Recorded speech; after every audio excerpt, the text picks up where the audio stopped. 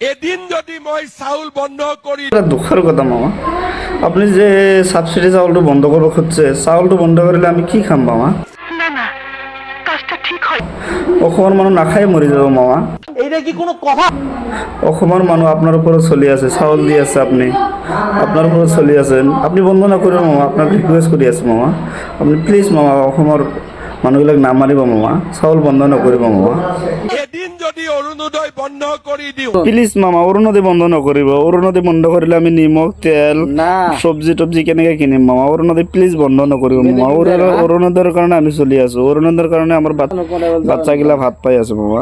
এইটাও সম্ভব? কাৰণ আপোনাক ৰিকুৱেষ্ট কৰি আছো, আপুনি অৰুণোদয় বন্ধ নকৰিব মামা, প্লিজ মামা। অৰুণোদয় বন্ধ নকৰিব মামা, প্লিজ। এদিন যদি নিযুত মইনাৰ টকা বন্ধ কৰি দিওঁ আপুনি কি কৈ আছে মামা? মোৰ মাথাই নষ্ট মামা। নিযুত মইনাৰ পইচা কিয় বন্ধ কৰিব মামা? আপুনি আমাক পাগলা কৰি দিব অসমৰ মানুহ মামা।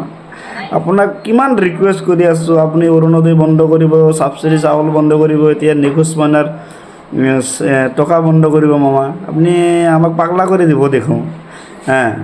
বন্ধ নকৰিব মামা। দুখীয়া মানুহবিলাকে কি দুখীয়া মানুহবিলাক ডাইৰেক্ট মৰি যাব। আমার সঙ্গে ফাজলামি করবে না।